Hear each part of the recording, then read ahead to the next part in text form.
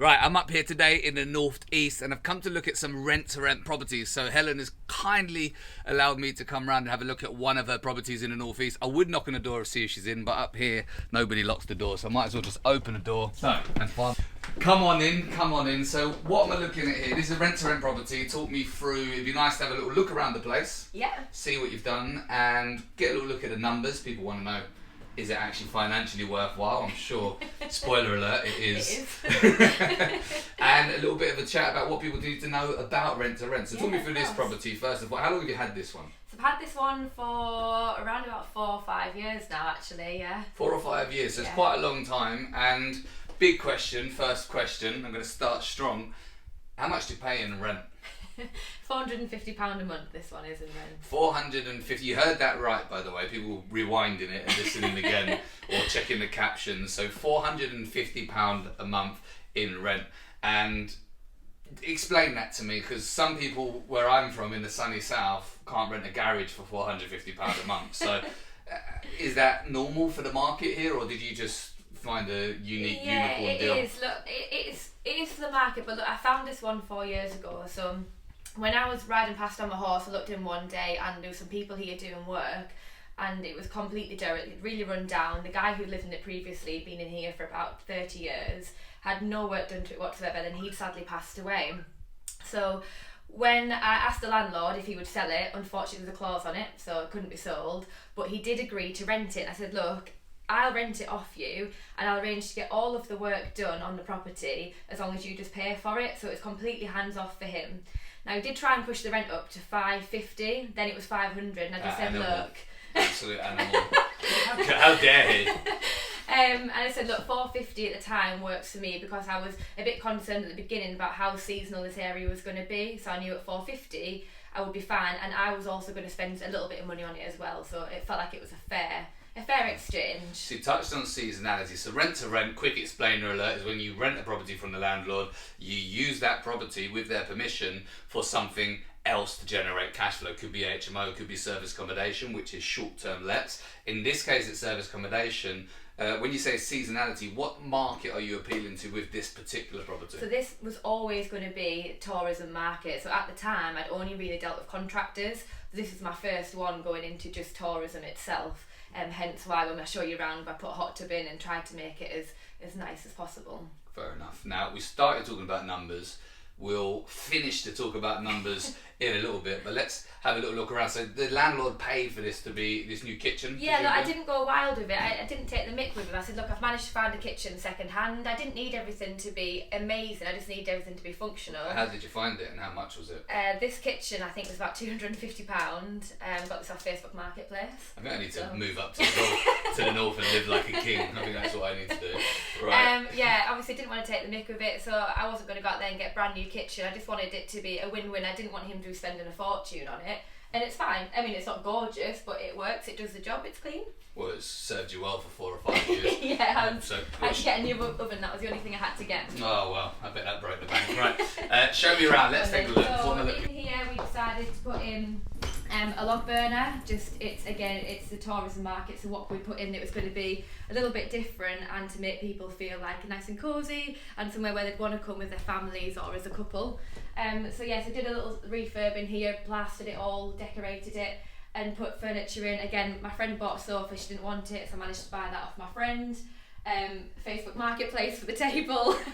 So there's a top tip, Facebook Marketplace, to get things. And it was interesting because you don't need to buy brand new stuff. No. Because as long as it's in good condition, people are going to be using it anyway. So the novelty of being brand new is going to wear off after a few guests come around the stage. Yeah, so. it does. Things get broken. Like I think this is out of the charity shop. That's our Facebook Marketplace. So things And you're do not get sponsored broken. by And Facebook Marketplace? no, I'm not. Okay, No, fine. things do get broken, and you can't become attached to things. So there are nice furniture as we go through. I'll take you a little bit further. Let's have a look. So obviously went a little bit more luxury in here. So the mattress in here was a few £1,000, but I know.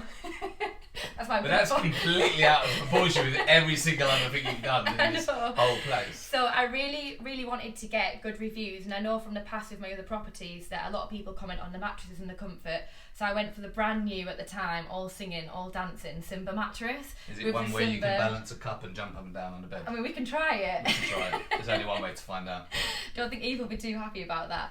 And I got Simba pillows, and then I also went a little bit higher end with the furniture. The furniture was quite expensive, but what I didn't do was buy it outright. I just put the furniture on finance for, I think it was a year. Okay. So then it came out of the profit. So at least the furniture and it came out of the cash flow as you went along. Exactly. And then you own it at the end? Yeah, on all at the end. Fine. Yeah. Well, this is it's a lovely room. It's a great job. And then obviously in all of my houses I always put a TV in the bedroom as well, so that people can relax and watch so TV. You've got a voile as well, very nice. Double curtain pull with a voile, always looks good for your photo shoot. Top tip. Good job, and it is very clean in here as well. So you've obviously got a good, great cleaners doing a fantastic job. Always. So in this room, this is a twin room, but on the photo shoot I've got it done as a twin, but I've also got it done as a super king, so that people know if they're coming as two couples that they can either have it as two double beds, or they can bring their kids and have it as separates. So that's a good point as well. They're zip and link beds, so they zip together. But yeah, apart from that, it's pretty much similar. TV and actually, it might be worth mentioning these are quite handy. So these rooms are actually quite small. So just want to pan the camera around. Rather than putting wardrobes in, I put these in instead because they are easy to hang people's clothes up. Less likely that things are going to get left or hidden in them when people leave. Like we've had all sorts of things found in random drawers. So these are quite useful, and they don't take up much space. So another little tip if you've got small space. Bathroom again. This was very cheap. Very self-explanatory. Yeah. Fairly cheap. Facebook Marketplace, 50 quid. No, this is the thing about new bathrooms. So you see sinks and toilets and baths, and they're an absolute fortune. But I just got the basic sink, basic toilet, put nice cladding on the walls, and it's just straightforward. It's nice, it's fresh, it's new, but it didn't cost a fortune. I mean, the cladding on the walls is a good point, because rather than getting tiles and having to clean the mould out of the grout or worry about broken grout, this sort of stuff is obviously quite hard wearing and good to clean down. I notice you've also got the shampoo and the body wash in dispensers, which means you don't have all of the disposable shampoos and better for the planet, of Yeah, course. but it's just convenient for the guests as well. So you know yourself when you're going away, if you forget something, it's so handy that everything's already there. Spot on. Brilliant. Perfect. Should we Show me more. Show head me the outside? piece de resistance. So this was all just weeds. So we had all hardcore put down. I also got my flags off Facebook Marketplace. I'm getting the theme here. We didn't actually have quite enough to do it, so you'll see around the edges I got a different kind and made a little pattern. But again, managed to get these for £150 and it did the whole place. Nice. So a long day lifting. Me and my sister were lifting this into a trailer. But it all worked out and it got fitted. I've got in here a gas fire pit. Again, just guest experience, so they can sit out here, light the fire pit, have the good views and relax in the hot tub. And it's a lovely view. What's over the back? Normally we've got cows here and the cows come and say hi, but they're not kicking around today. Must be inside still. And of course you got the hot tub. So talk me through the logic and the rationale behind having a hot tub. I know it's tourist market, but surely this costs a lot of money to run. Surely it's expensive to put in, unless you got it from Facebook Marketplace. No, it didn't. This hot tub was £5,500. I can't remember I think I did buy this one outright actually, but the difference that it makes in a nightly price is actually crazy. So we got 3 houses in this village, all within sort of a mile of each other, and the other properties go for around about £90 a night, whereas this one through the week's about £180 a night, and it's £300 per night on a weekend, whereas the other one's like £100, £110 a night on a weekend. So nice. This is well worth some much higher nightly rates, presumably higher occupancy rates, and yeah. Obviously very appealing to the holiday market. People are just as happy on days like today in February, where sitting in a hot tub as they would be in the middle of the summer, I guess. Yeah, 100%. It also is really useful for seasonality as well, because if people are coming away at this time of year, they're looking for a little bit of warmth, a bit of luxury. The seasonalities aren't as clear when you've got a hot tub, whereas if you haven't got one, I think you're less likely to get booked up in a tourist area like this throughout the winter months. So I do think it makes a difference. Awesome. Well, let's go inside where it's a little bit warmer and you can take me through the numbers. So, numbers wise, you said 450 quid a month rent, and have you fixed that from when you first took on the property then? Yeah, that's fixed in the lease, yeah. For how long? 7 years, I think this one's 7 years, yeah. right. So you've got a lease for 7 years, but the rent doesn't change, it's 450 quid. And roughly what do the bills come in at? Bills come in at a couple of hundred a month. I think the electricity is around about 180 on a direct debit. And then the oil, it varies because we don't have gas here, we have oil. So I'd say I have to top the oil tank up. It's about £350 every 2 months, I think. So, yeah. Cool. Okay. And so once you take out your expenses, which is primarily your rent and your bills, what sort of profit are you left with on a monthly basis? So this one does vary. I'd say on average over the year it makes around about £2,000 a month profit across the board. So roughly about £2,000. When you took on this property initially, were you a full-time property investor? What were you doing? No, I wasn't. I was teaching at the time when I took this property on. So actually, at the time, my teacher wages will have been about, I think I was getting £1,280 a month after tax and pension and everything had come off. So right. This property alone was more than what I was getting teaching. So this one house brought more than you're teaching in completely, just this one property alone. But you didn't just have the one property, did you, at the time? No. So when you started off with your rent-to-rent, how many properties did you get? 16 in the first 10 months. 16 in the first 10 months, pretty good going. Mm-hmm.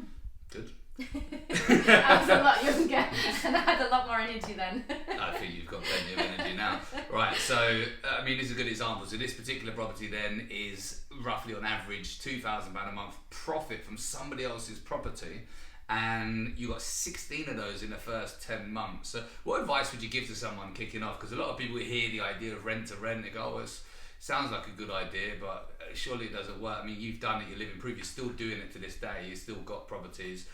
What advice would you give to someone starting out? Oh, what advice would I give? Look, anything that you want to do that you genuinely believe will work. For me, it was finding the right area, and it was making sure that I was careful with my numbers. Again, because of this one, I wasn't 100% sure how it would go. I was very sort of careful up front with how much rent I was going to agree to pay. So anyone who's thinking about getting started, I think just do your numbers, really understand your area. But this does work. Like I'm still taking on rent to rents now, even though I buy properties, I refurb them now. Sometimes you just can't say no to them because they do cash flow.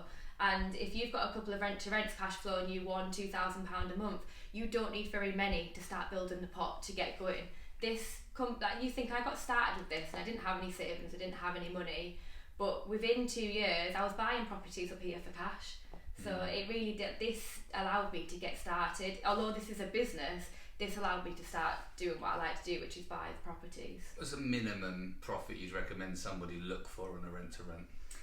It depends. I think ideally you want to be getting around about £1,000 a month, but sometimes you've got to remember that it can get quieter. So I'd say no less than £500 a month. So absolute bare minimum of 500 is the profit you should be looking for, but £1,000 it would be a decent benchmark. One, yeah. So I suppose then it's very easy to scale up. You've got 5 properties, you've got £5,000 a month, and are you still a teacher now? No. No more teaching. No more teaching. Well, you're teaching people how to invest and create financial how to freedom. make money this time, yeah. How to make money. Fine. Brilliant. Well, there you heard it. That's rent to rent as a strategy. It's an example of one of Helen's many rent to rent properties. And as I always like to say, if you enjoy this content, like, subscribe, and of course, they're welcome, aren't they? You're welcome. They're welcome.